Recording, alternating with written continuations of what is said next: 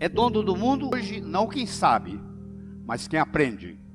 Porque quem sabe, sabe conhecimentos obsoletos, que não funcionam mais no mundo de hoje.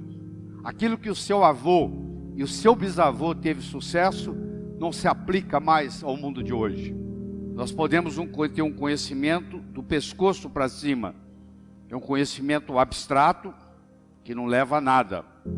E nós podemos ter um conhecimento que leva à competência de ação, que é isso que a vida exige da gente. Olha o que o Alvin Toffler dizia já mais ou menos há uns 20 anos atrás. Os analfabetos do século 21 não serão aqueles que não sabem ler e nem escrever, mas aqueles que não sabem aprender, desaprender e reaprender.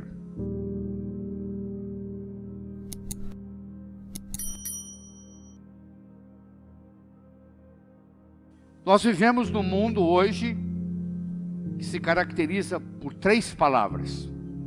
A primeira palavra chama-se complexidade. É muito mais complexo viver hoje do que era 20 anos atrás. Em qualquer cidade do mundo, a complexidade como um todo aumentou. Segundo, nós vivemos num mundo veloz. Nós vivemos no mundo da velocidade da luz. Sai uma notícia, imediatamente você tem acesso a essa notícia. Isso acontece em tempo real. E terceiro, vivemos num mundo incerto. Não adianta você ficar fazendo programação para daqui 10 anos. Você vai ter que mudar a sua estratégia, porque dependendo do que estiver acontecendo, tem que haver uma mudança de estratégia. E às vezes acontece com você o inesperado. O mundo é totalmente incerto, que nós temos que estar preparados para essa incerteza, que nós não sabemos o que esperar. De repente acabou o muro de Berlim. De repente o dólar sobe, de repente o dólar cai. Aí toda a estratégia que você fez vai por água abaixo.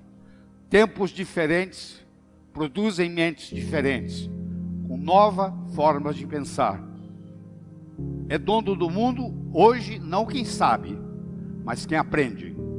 Porque quem sabe, sabe conhecimentos obsoletos, que não funcionam mais no mundo de hoje. Aquilo que o seu avô e o seu bisavô teve sucesso, não se aplica mais ao mundo de hoje. Porque não funciona desse jeito. Teve uma época que se vendia roda de carroça, roda de carruagem, se ganhava muito dinheiro. Hoje, a não ser que você venda pneu, porque roda de carruagem até o museu já tem, você não vai ganhar nada. Seu bisavô pode ter ganho muito dinheiro vendendo roda de carruagem, mas para o mundo de hoje, isso não funciona mais. Eu gosto muito do exemplo do bambu chinês. Você planta ele, no primeiro ano ele não dá nada, no segundo ano ele não dá nada, no terceiro ano ele não dá nada, no quarto ano ele não dá nada, no quinto ano ele cresce 12 metros acima do solo. De repente, 12 metros acima do solo. Aí você fala, mas que coisa interessante. É, interessante. Mas se você for mais perceptivo, você vai ver que se você olhar abaixo da superfície da terra, é uma raiz ali que começa a crescer. No segundo ano ele não deu nada, mas a raiz aumentou. No terceiro ano ele não deu nada, mas a raiz aumentou. No quarto ano não deu nada, mas a raiz aumentou. E no quinto ano existe uma raiz forte e grande o suficiente para manter 12 metros acima do solo. Isso é uma coisa que nós temos que ensinar para os nossos jovens, que o que distingue o profissional do amador é persistência e paciência. O amanhecer só vem depois da noite toda ter passado. Isso aqui é uma carta mostrando, é um documento, a sua aplicação para o doutorado não foi aceita dessa vez e, portanto, você não é elegível para a posição de professor associado. Em conclusão, nós achamos que a sua hipótese é mais de caráter artístico do que propriamente físico. Isso está datado em 1903.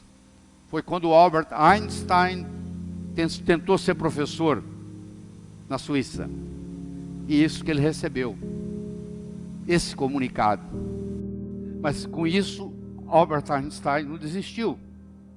Ele continuou persistente, ele chegou a ganhar prêmio Nobel, e ele é considerado pela maioria o homem mais inteligente que viveu no século XX.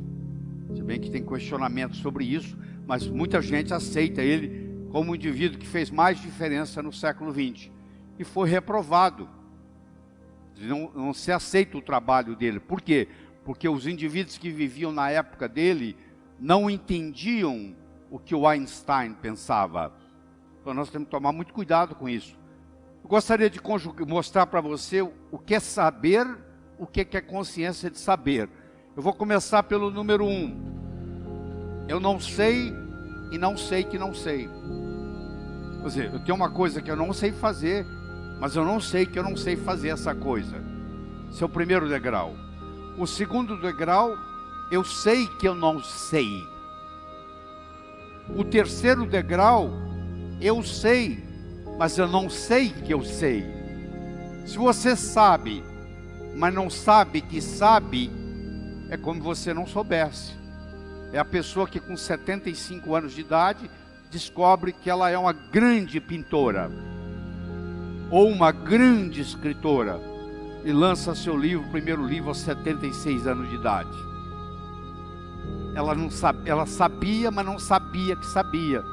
Se você tem uma habilidade, mas se você não sabe que você tem essa habilidade, é como se você não soubesse. E finalmente nós temos o quarto, que você sabe e você está consciente que você sabe o que você sabe. E isso é muito importante. E isso tem que ter a ver com a sua competência de ação, não com o seu acúmulo de informação. Se você vai no aeroporto de Guarulhos, entra num Airbus que está fazendo São Paulo, Nova York, e o comissário de bordo diz assim: senhoras e senhores, o indivíduo que está sentado na cabine do piloto não é piloto, mas ele tem muitas opiniões de como pilotar um avião. Você ficaria na aeronave? Não. Você não quer saber quem leu livros ou quem tem opiniões de como pilotar um avião. Você quer saber quem é que decola, voa e aterriza são e salvo em Nova York. Isso se chama competência de ação. A vida não exige da gente acúmulo de informação. A vida exige da gente competência de ação. Esse é que é o verdadeiro conhecimento que tem que ser passado para aqueles que estão cursando um curso superior. Essa metáfora me acompanha há mais de 30, 35 anos. É um indivíduo atravessando um cabo de aço de um prédio para o outro. Você há de convir que 3 coisas são necessárias. Ele precisa querer, se ele não quiser, ele não anda. Ele precisa de saber, se não souber, ele cai. E precisa haver cabo de aço. O querer é a motivação. O saber é a estratégia. E o cabo de aço, propriamente dito, é a oportunidade. Eu posso querer ganhar dinheiro, eu posso saber ganhar dinheiro, mas eu nunca tive a oportunidade para mostrar isso. Não vai acontecer. Então as coisas acontecem na vida quando nós combinamos a motivação com a estratégia, com a oportunidade. E a oportunidade na nossa vida, ela aparece de 2 formas. Ou você corre atrás dela, ou ela vem fantasiada de problema e chega até você. Então, se você gosta de resolver problema, por trás de cada problema existe uma oportunidade. Em 1975, eu era dono de um hospital em Teófilo Otoni, em Minas Gerais. Era uma sexta-feira, o telefone tocou de um hotel e eles me disseram que lá tinha um hóspede que não falava português direito, que estava com dor no peito e suando frio. Se eu podia ir lá como cardiologista. Eu disse que eu estava saindo para um final de semana longo, chamasse outro.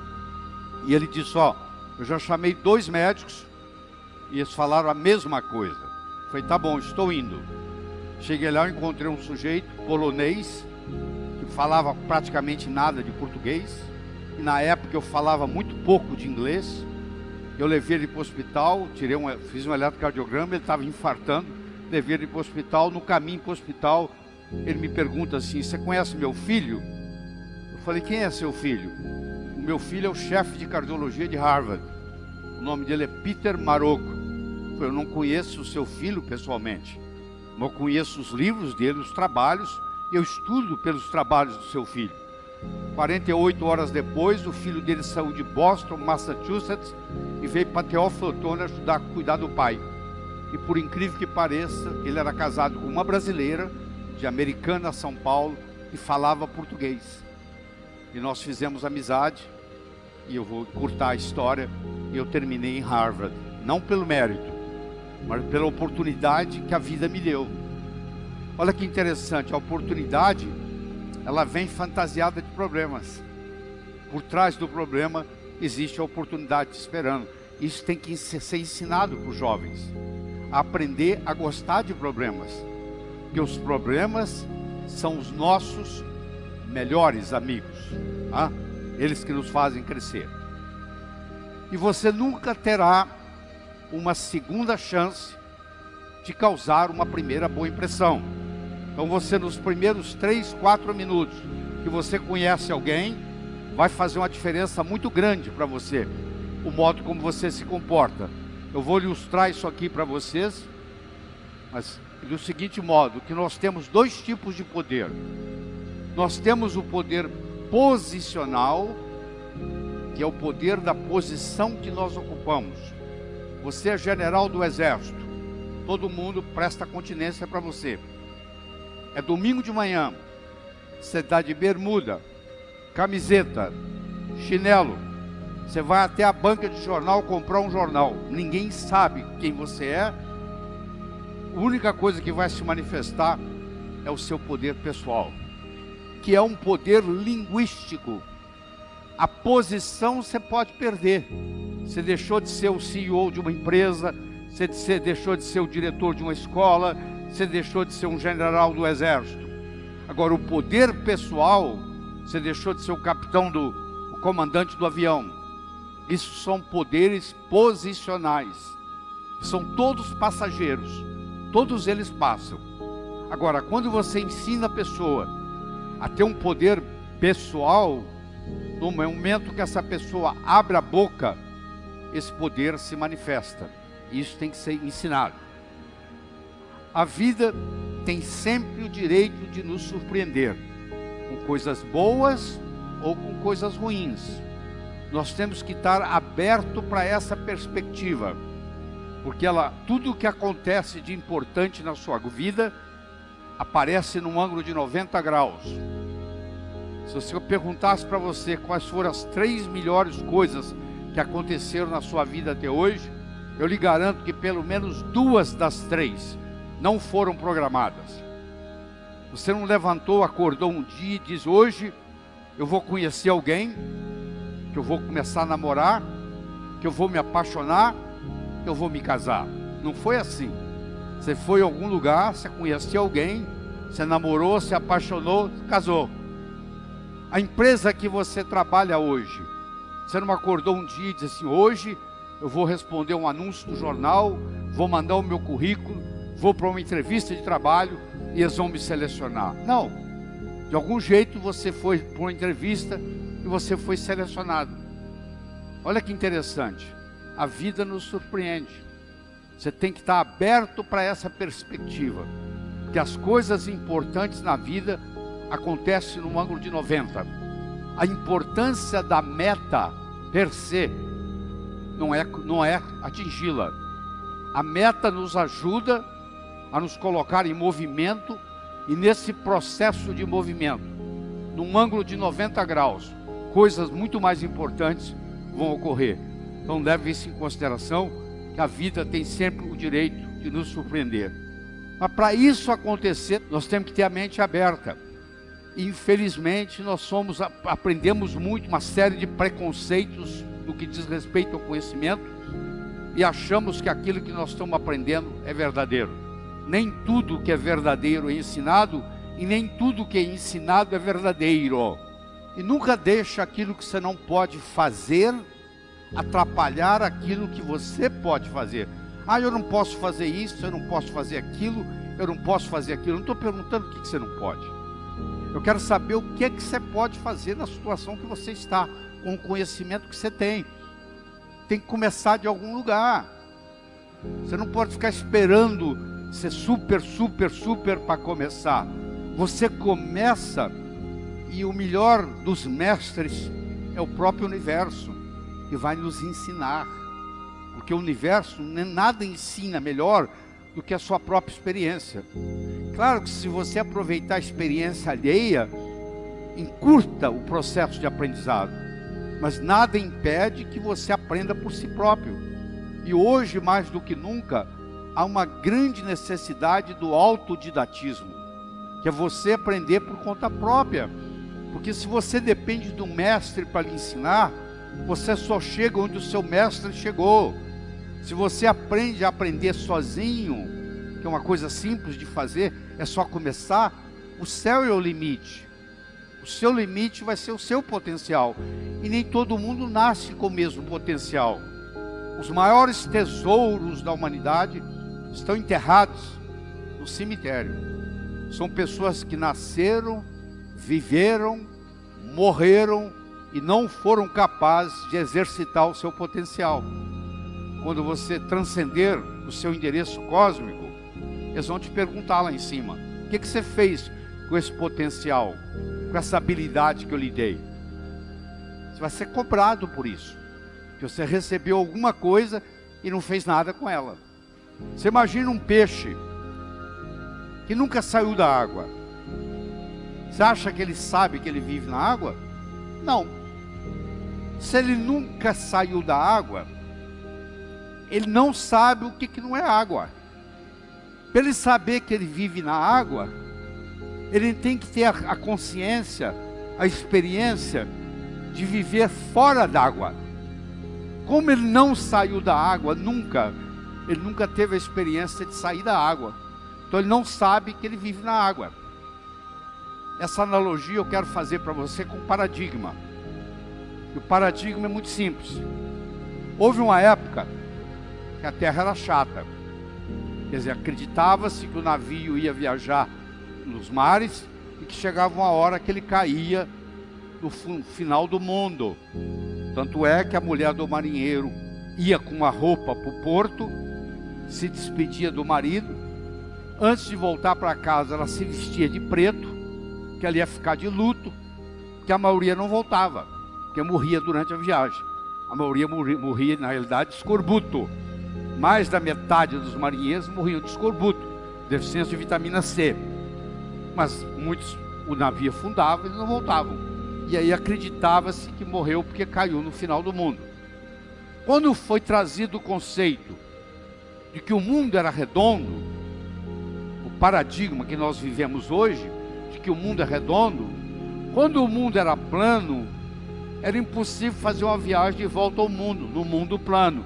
Hoje você pode fazer uma viagem de volta ao mundo, no mundo redondo. Olha que interessante.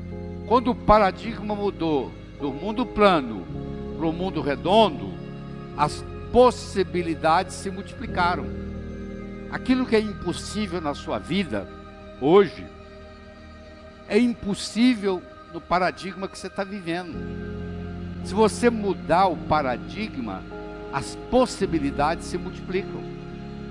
Toda vez que você tiver alguma coisa que você achar que é impossível, ela é impossível no paradigma que você vive. Se você mudasse o paradigma, como aconteceu aqui, as possibilidades agora de volta ao mundo vão aparecer. Você imagina, por muitos e muitos e muitos anos, existia uma teoria de que todos os cisnes eram brancos. E isso era acreditado no mundo inteiro. Quando a Austrália foi descoberta, pela primeira vez na história, lá apareceu cisne preto. Então essa teoria de anos e anos e anos, de que os cisnes eram brancos, com um exemplo, acabou a história. Isso acontece muito na medicina. A gente tem uma teoria muito sofisticada, até que parece uma doença, até que aparece um exemplo que destrói toda a teoria. por mais sofisticada que ela seja, se o exemplo encontrado não bate, aquela teoria, você vai me desculpar, ela é obsoleta. Você tem que jogar lá fora e começar a procurar outro paradigma. Se você não conhece a causa, você não consegue reproduzir o efeito.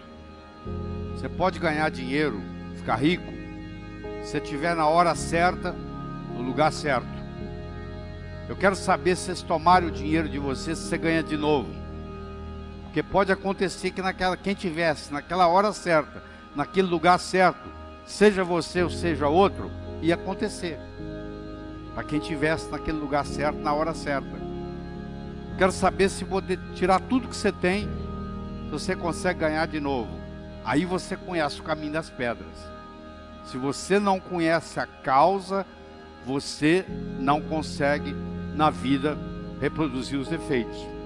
Então, se você está preocupado com a sua saúde, que é a maior riqueza que você tem no mundo, tem nada que pareça com isso.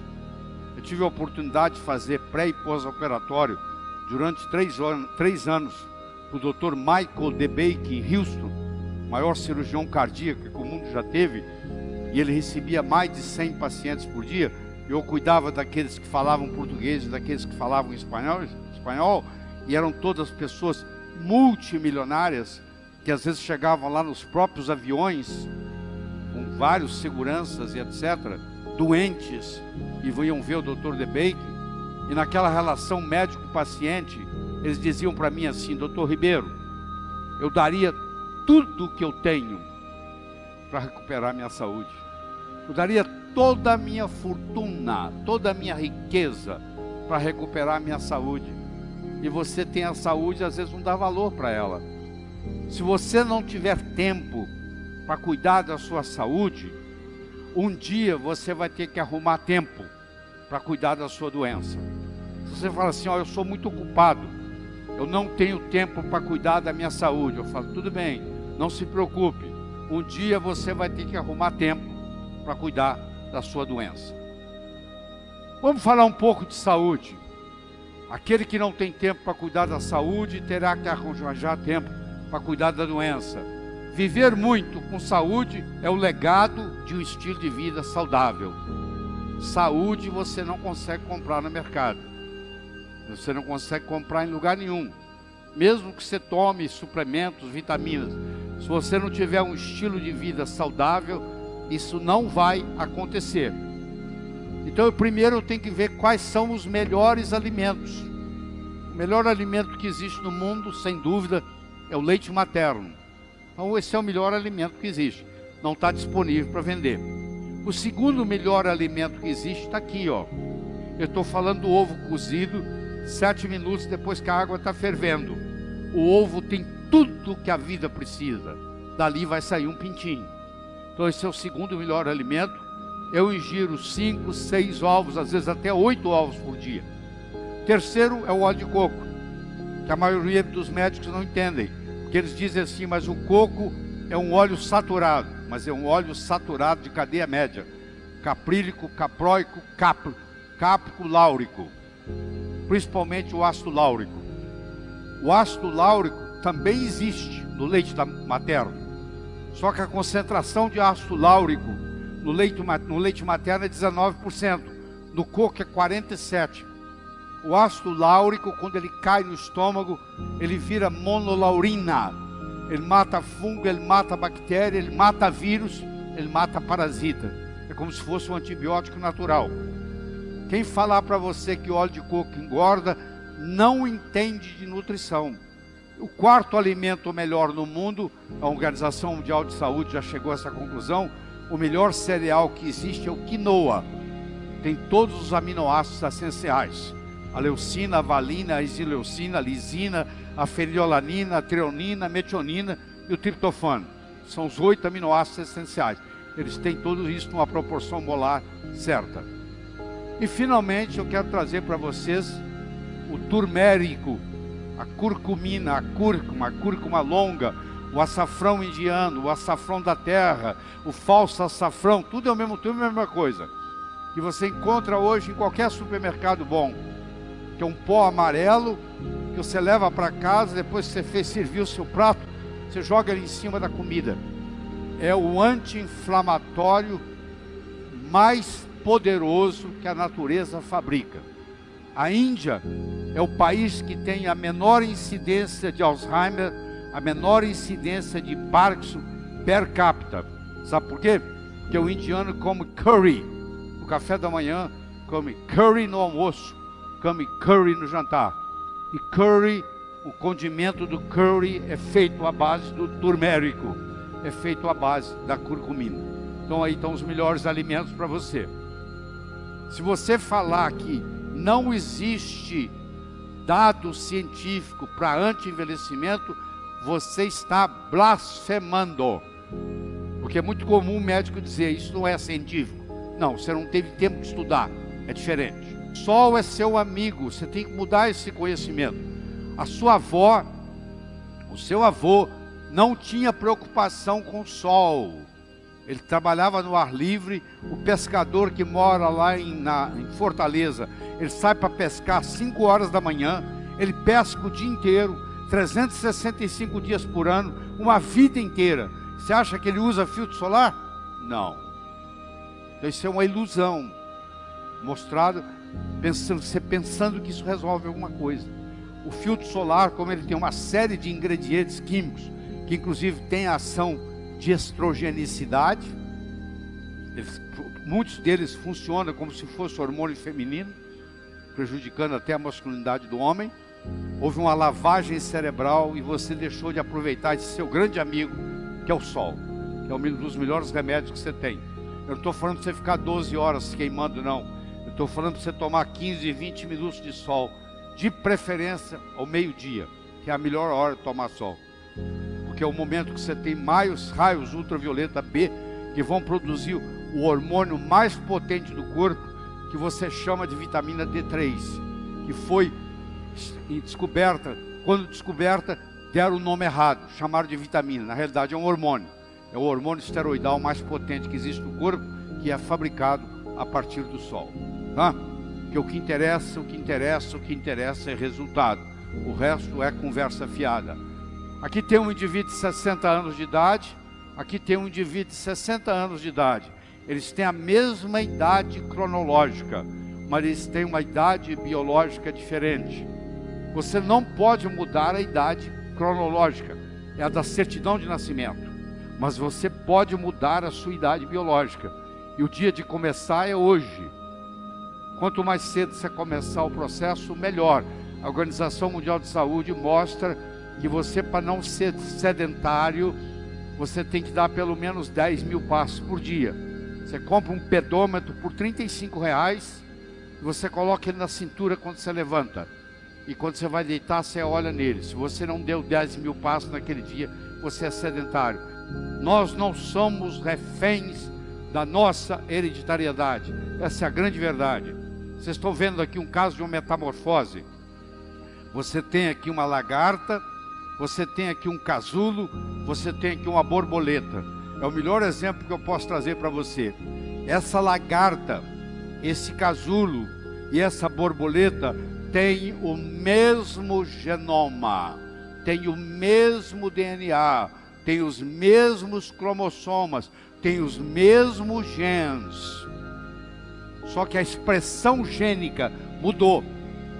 E ela tem um fenótipo totalmente diferente. Olha que beleza isso aqui. Olha o poder que isso dá para nós na medicina. A sua mãe pode ter morrido de câncer de mama, a sua irmã mais velha pode ter morrido de câncer de mama, você pode ter feito a sua genética, você tem o BRCA12, que é o gene lá da Jolie, mas você pode, dependendo da sua alimentação, você não precisa tirar as mamas, dependendo da sua alimentação e da suplementação que você recebe, você não precisa se preocupar com câncer, porque você não vai ter, não precisa tirar a mama. Nós não somos reféns da nossa hereditariedade. Agora, uma coisa a gente tem que parar. Olha aí a quantidade de açúcar que existe num refrigerante. Olha, chega a ser 3 vezes a quantidade de açúcar que você tem no sangue. No seu sangue circulando tem 5 gramas de açúcar. Isso aqui chega a ter 15 gramas. Isso aí não tem outro jeito. Não adianta você tomar remédio. Remédio remedia. Você tem que mudar o seu estilo de vida. Você tem que mudar a sua alimentação. O seu alimento tem que passar o seu remédio, ser seu remédio. E o seu remédio tem que ser o seu alimento. Você tem que aprender isso, tá? A outra coisa importante é você colocar os seus pés na terra. Quanto tempo tem que você não tira o sapato e pisa na areia, e pisa na grama, e pisa no cimento? Não estou falando no asfalto não, porque o asfalto é isolante. A terra é o maior antioxidante que existe para nós. Ela está doando elétrons o tempo todo, se você pisar no chão. Vai lá com uma dor de cabeça, anda lá para você ver. 10 minutos você não tem dor de cabeça nenhuma mais. Olha que coisa interessante. Você tem abelhas operárias e abelha rainha. Uma abelha operária, ela vive 5 semanas. Sabe quando vive uma abelha rainha? 6 anos. A abelha rainha vive 62 vezes mais do que uma abelha operária. Elas têm o mesmo genoma. Elas são irmãs gêmeas. Sabe qual a diferença? A abelha operária recebe geleia real por poucos dias. A abelha rainha só é alimentada de geleia real. Olha a diferença que faz a diferença. Isso aqui é um exemplo para você. A importância da sua alimentação correta. Eu não estou dizendo que a geleia real vai fazer isso para você. Ela faz isso muito bem para a abelha. Eu sei que é chocante para você. Você aprendeu até hoje que colesterol é gordura. Colesterol não é gordura. Colesterol é um esterol. Não é gordura, é um lipídio. Comer gordura não aumenta colesterol. O que aumenta colesterol é açúcar. É carboidrato. Colesterol é feito de carboidrato no fígado. Isso é uma mentira que vem por mais de 20 anos. Uma lavagem cerebral que as pessoas acham, e muita gente deixa de comer gordura saudável, achando que vai aumentar o colesterol. Se o seu colesterol está elevado, eu te garanto que não tem nada a ver com gordura, porque colesterol não é gordura, tá bom? Quais são as suas crenças que não estão trazendo resultado desejável? Porque se eu uso óculos azuis, eu vou chegar aqui e vou achar que esse mundo aqui todo é azul. Se eu usar óculos vermelhos, eu vou achar que é vermelho. Eu interpreto a minha realidade pela minha experiência. Toda a realidade é subjetiva. Eu espero que eu esteja melhorando a sua com isso aqui. Eu gostaria de terminar uma história. Era uma vez um escritor que vivia à beira-mar. Ele tinha por costume caminhar na praia de manhã, e à tarde e à noite ele escrevia. Uma manhã caminhando na praia, ele avistou um jovem que dançava na areia. Aquilo despertou a curiosidade dele. Ele se aproximou e perguntou para o jovem: o que é que você está fazendo, jovem? Está dançando? Ele falou: não, eu estou jogando estrelas do mar de volta ao oceano. A maré está baixa, o sol está quente, e essas estrelas do mar estão morrendo desidratadas na areia. Eu estou jogando-as de volta ao oceano. O escritor olhou para o jovem e disse: será que você não entende, jovem? Existem centenas e centenas e centenas de quilômetros de praia. Existem centenas de milhares de estrelas do mar na areia. Você jogar uma ou outra de volta ao oceano não vai fazer nenhuma diferença no total. O jovem foi lá, pegou uma estrela do mar, jogou no oceano, olhou para o escritor e disse: para essa eu fiz diferença. O escritor foi para casa. Naquela tarde ele não conseguiu escrever. Naquela noite ele não conseguiu dormir. Na manhã seguinte ele se juntou ao jovem, e os dois juntos começaram a jogar estrelas do mar de volta ao oceano. Eu não sei qual o impacto que essa nossa conversa vai ter em você, mas eu vou dizer uma coisa: se fizer diferença para um de vocês, eu já me dou por satisfeito. Muito obrigado.